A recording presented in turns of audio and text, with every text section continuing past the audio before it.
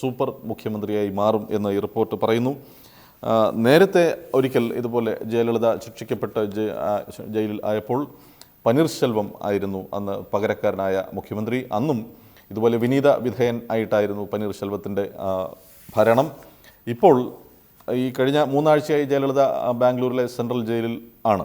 ഈ കാലയളവിൽ പകരം മുഖ്യമന്ത്രിയായി ചുമതലയേറ്റ പനീർശെൽവം ഒരു ദിവസം പോലും ജയലളിത ഉപയോഗിച്ചിരുന്ന ക്യാബിൻ ഉപയോഗിച്ചിരുന്നില്ല.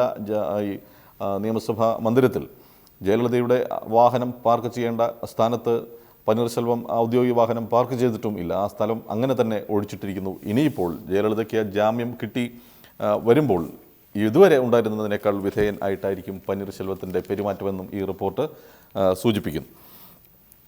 ഗവർണർക്ക് ചൂടുവെള്ളം മതി എന്ന ശീർഷകത്തിൽ വളരെ കൗതുകമുണർത്തുന്ന ഒരു റിപ്പോർട്ട് തിരുവനന്തപുരത്ത് നിന്ന് മനോരമയുടെ പി കിഷോർ റിപ്പോർട്ട് ചെയ്തിരിക്കുന്നു. ഇത് സംസ്ഥാന ഗവർണർ മുൻ ചീഫ് ജസ്റ്റിസ് കൂടിയായ കേരള ഗവർണർ പി സദാശിവം വലിയ തോതിലുള്ള ഒരു ചെലവ് ചുരുക്കൽ നടപടിക്ക് രാജ്ഭവനിൽ തുടക്കമിട്ടിരിക്കുന്നു. അദ്ദേഹത്തിന് ഇനി മുതൽ രാജ്ഭവനിൽ കുപ്പിവെള്ളം ഉപയോഗിക്കില്ല, പകരം ചൂടുവെള്ളം ആയിരിക്കും, തിളപ്പിച്ച് ആറ്റിയ ചൂടുവെള്ളം ആയിരിക്കും ജസ്റ്റിസ് സദാശിവവും ഭാര്യയും ഉപയോഗിക്കുക. അതുപോലെ തന്നെ ചെലവ് ചുരുക്കാനുള്ള ഒട്ടേറെ നടപടികൾ ഗവർണർ മുന്നോട്ട് വെച്ചിട്ടുണ്ട്. ഉല്ലാസയാത്രകൾ ഒഴിവാക്കും, വിനോദയാത്രകൾ ഒഴിവാക്കും. അതുപോലെ തന്നെ എവിടെയെങ്കിലും പോയാൽ തന്നെ സർക്കാർ വക ഗസ്റ്റ് ഹൗസുകൾ ആയിരിക്കും ഉപയോഗിക്കുക, ആഡംബര ഹോട്ടലുകൾ ഉപേക്ഷിക്കും. ഇതുമായി അതുപോലെ തന്നെ ഭക്ഷണക്രമം, ആഡംബരം ഒട്ടും ഇല്ലാത്ത ലളിതമായ ഭക്ഷണക്രമം. കർഷക കുടുംബത്തിൽ പിറന്ന ജസ്റ്റിസ് പി സദാശിവം ഈറോഡ് സ്വദേശിയാണ്. വളരെ ലളിതമായ ഭക്ഷണക്രമം അദ്ദേഹം തുടരുന്നു. അദ്ദേഹത്തിൻ്റെ ഭക്ഷണക്രമം സംബന്ധിച്ചൊക്കെ വിശദമായി പി കിഷോർ റിപ്പോർട്ട് ചെയ്തിരിക്കുന്നു. രാവിലെ ഇഡലിയും സാമ്പാറും, ഉച്ചയ്ക്ക് പച്ചക്കറികൾ ചേർത്ത ഊണ്, വൈകിട്ട് ആരോ റൂട്ട് ബിസ്ക്കറ്റ്, രാത്രി ഉപ്പുമാവും ചമ്മന്തിയും. ഇങ്ങനെ വളരെ ലളിതമായ ഭക്ഷണക്രമം തുടരുന്നു. ഇങ്ങനെ ഗവർണറുടെ ഈ നടപടികൾ കാരണം രാജ്ഭവൻ്റെ ആകെ ചിലവിൽ 30% കുറവുണ്ടാകും എന്നാണ് കരുതുന്നത് എന്നും കിഷോറിൻ്റെ ഈ റിപ്പോർട്ട് പറയുന്നു. ഇനി ചില ഉൾപേജ് വാർത്തകൾ നോക്കാം. കണ്ടെയ്നർ സന്തോഷിനെ ചുമതലപ്പെടുത്തിയത് താനെന്ന് സന്തോഷ് നായരുടെ കുറ്റസമ്മതം എന്ന ശ്രദ്ധേയമായ വാർത്ത. പോലീസ് ഉദ്യോഗസ്ഥൻ ബാബുകുമാറിനും മാധ്യമപ്രവർത്തകൻ VB ഉണ്ണിത്താനും നേരെയുണ്ടായ വധശ്രമത്തിൽ കൊട്ടേഷൻ സംഘത്തെ ഏർപ്പാടാക്കാൻ കണ്ടെയ്നർ സന്തോഷിനെ ചുമതലപ്പെടുത്തിയത് താനാണെന്ന് CBIയുടെ ചോദ്യം ചെയ്യലിൽ ഇപ്പോൾ സന്തോഷ് നായർ വെളിപ്പെടുത്തിയിരിക്കുന്നു. ഇത് വളരെ പ്രാധാന്യത്തോടെ തന്നെ മറ്റെല്ലാ പത്രങ്ങളും നൽകിയിട്ടുണ്ട്. മനോരമയിൽ ഇത് അവരുടെ ഉൾപേജിൽ പ്രാധാന്യത്തോടെ നൽകിയിരിക്കുന്നു. അധിക നികുതിക്ക് എതിരെ KPCCയിൽ വിമർശനം എന്ന വാർത്തയും മനോരമയിൽ. ഇന്നലെ KPCC യോഗത്തിൽ സാമ്പത്തിക പ്രതിസന്ധിയുടെ ഭാഗമായി നികുതി വർധനവ് നടപ്പാക്കിയപ്പോൾ അതിൽ പല വിഭാഗത്തിനും എതിരെ വളരെ രൂക്ഷമായ വിമർശനം സർക്കാരിന് എതിരെ KPCCയിൽ ഉയർന്നു. ഇതിൽ KPCC വൈസ് പ്രസിഡന്റ് VD സതീശനാണ് ഏറ്റവും രൂക്ഷമായ വിമർശനം ഉയർത്തിയത്. കുടുംബ അംഗങ്ങൾക്കിടയിലെ ഭൂമി വിക്രയത്തിന്മേൽ ഒക്കെ വലിയ തോതിൽ നികുതി വർദ്ധിപ്പിച്ചത് തീരെ ശരിയായില്ല, ഇത് പാർട്ടിയുടെ ജനസ്വാധീനം നഷ്ടപ്പെടുത്തും തുടങ്ങി വളരെ രൂക്ഷമായ ആരോപണങ്ങൾ ഉയർന്നു. മാത്രമല്ല പാർട്ടിയിലോ നിർവാഹക സമിതിയിലോ ഒക്കെ ചർച്ച ചെയ്യുന്നതിന് മുൻപ് ഏകപക്ഷീയമായി ഈ നികുതികൾ നടപ്പാക്കി ഇക്കാര്യത്തിലൊരു പുനഃപരിശോധന ഉണ്ടാകണം എന്നും KPCCയിൽ ആവശ്യം ഉയർന്നിട്ടുണ്ട്. ഇനി മാതൃഭൂമിയിലെ ചില വാർത്തകൾ നോക്കാം. ഒന്നാം പേജിൽ സൂപ്പർ ലീഡായി മാതൃഭൂമി നൽകിയിരിക്കുന്നത് JC ഡാനിയൽ പുരസ്കാരം ഇന്നലെ രാവിലെ തിരുവനന്തപുരത്ത് MT വാസുദേവൻ നായർക്ക് സമർപ്പിച്ചതിൻ്റെ വാർത്ത ചിത്രം സഹിതം വളരെ വിശദമായി നൽകിയിരിക്കുന്നു. കള്ളപ്പണം പേര് വെളിപ്പെടുത്താൻ കഴിയില്ലെന്ന് കേന്ദ്രം എന്ന വാർത്തയും മാതൃഭൂമിയുടെ ഒന്നാം പേജിൽ പ്രാധാന്യത്തോടെ നൽകിയിട്ടുണ്ട്. തീർച്ചയായും വളരെ പ്രാധാന്യം അർഹിക്കുന്ന വാർത്തയാണ്. കാരണം സ്വിസ് ബാങ്കുകളിൽ രാജ്യത്തെ നിരവധി പ്രമുഖർക്ക് ഉള്ള കോടിക്കണക്കിന് രൂപയുടെ കള്ളപ്പണം തിരികെ കൊണ്ടുവരുമെന്നും ഇവരെ നിയമത്തിൻ്റെ പിടിയിൽ ആക്കുമെന്നും ഒക്കെ തിരഞ്ഞെടുപ്പ് പ്രകടന പത്രികയിൽ BJP അവകാശപ്പെട്ടിരുന്നു. നേരത്തെ UPA സർക്കാരിൻ്റെ കാലത്ത് ഇങ്ങനെ കള്ളപ്പണം വിദേശത്ത് സൂക്ഷിക്കുന്നവരുടെ പേര് വെളിപ്പെടുത്താനാകില്ല എന്ന് UPA സർക്കാർ പറഞ്ഞപ്പോൾ പല ഉന്നതരെയും സംരക്ഷിക്കാൻ ആണ് BJP ശ്രമിക്കുന്നത് എന്ന് പരിഹസിച്ചവർ തന്നെയാണ് ഇപ്പോൾ സുപ്രീം കോടതിയിൽ ഇങ്ങനെ ഒരു മലക്കം മറിച്ചിൽ നടത്തിയിരിക്കുന്നത്. പേര് വെളിപ്പെടുത്താൻ കഴിയില്ല എന്ന് കേന്ദ്ര സർക്കാർ സുപ്രീം കോടതിയെ അറിയിച്ചിരിക്കുന്നു. അതിന് പറയുന്ന ന്യായം ഇരട്ട നികുതി ഒഴിവാക്കൽ കരാറിൻ്റെ അടിസ്ഥാനത്തിൽ ആണ്. ഇങ്ങനെ പേരുകൾ വെളിപ്പെടുത്തുന്നതിന് മറ്റ് രാജ്യങ്ങളുടെ വിലക്കുണ്ട്.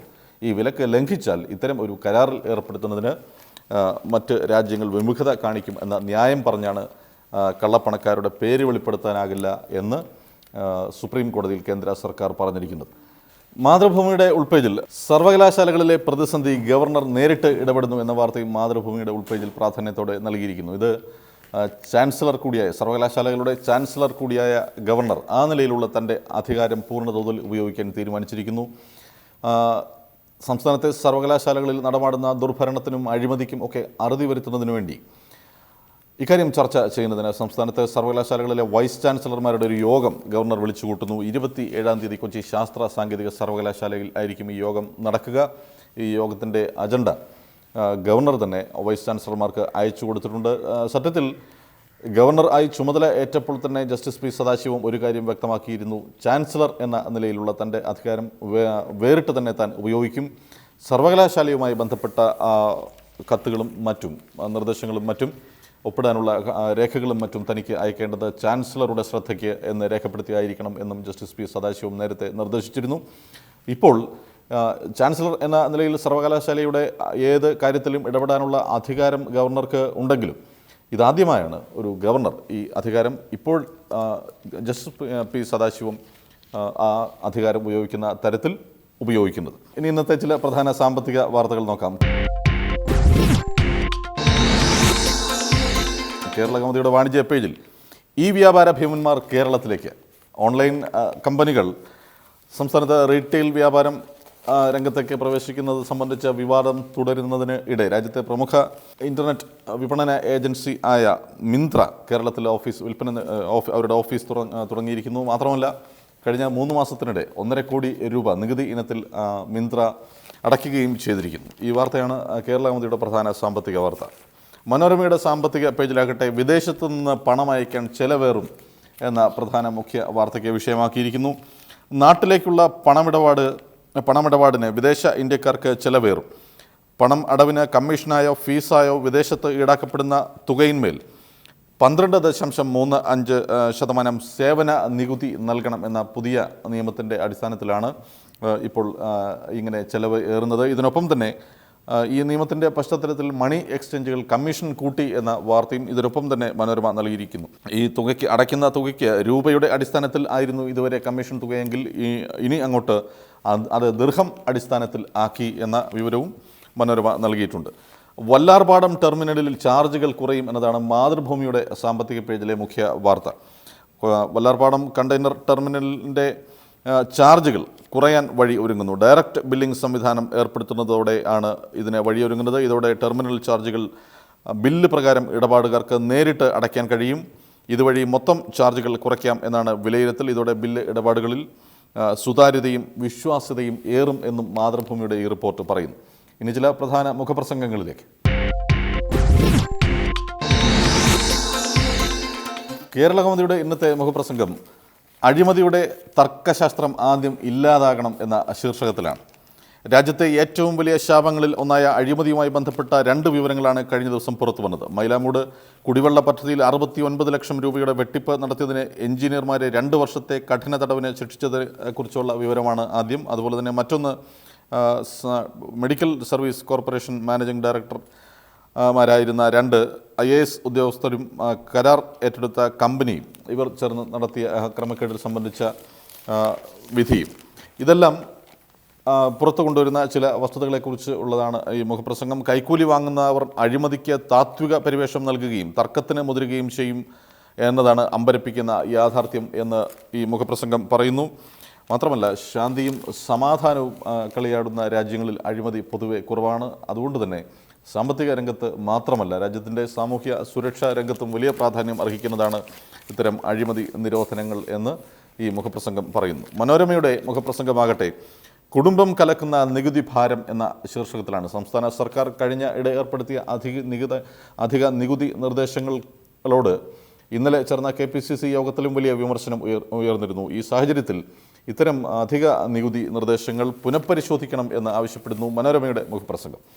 മാതൃഭൂമിയിൽ ആകട്ടെ പ്രവാസി ഭാരതീയർക്ക് ഇനി നാട്ടിൽ വോട്ട് എന്ന ശീർഷകത്തിൽ ഇത് ഇന്നലെ കേന്ദ്ര തിരഞ്ഞെടുപ്പ് കമ്മീഷൻ്റെ ഉന്നത അധികാര സമിതി സുപ്രീം കോടതിയിൽ സമർപ്പിച്ച ഒരു നിർദ്ദേശത്തെ അടിസ്ഥാനമാക്കി ഉള്ളതാണ്. പ്രവാസികൾക്ക് മുക്തിയാർ വോട്ടും ബാലറ്റ് വോട്ടും അനുവദിക്കുന്നതിന് തടസ്സമില്ലെന്ന് ആയിരുന്നു സുപ്രീം കോടതിയിൽ കേന്ദ്ര തിരഞ്ഞെടുപ്പ് കമ്മീഷൻ അറിയിച്ചത്. ഇതേ തുടർന്ന് പ്രവാസികൾക്ക് വോട്ട് ചെയ്യാനുള്ള അവസരം ആണ് ഇന്ത്യയിൽ ഒരുങ്ങുന്നത്. ഈ പശ്ചാത്തലത്തിൽ ഇതിനെ സ്വാഗതം ചെയ്തുകൊണ്ടാണ് മാതൃഭൂമിയുടെ മുഖപ്രസംഗം. ഇനി ഇന്നത്തെ ചില ശ്രദ്ധേയമായ കായിക വാർത്തകൾ കൂടി നോക്കാം.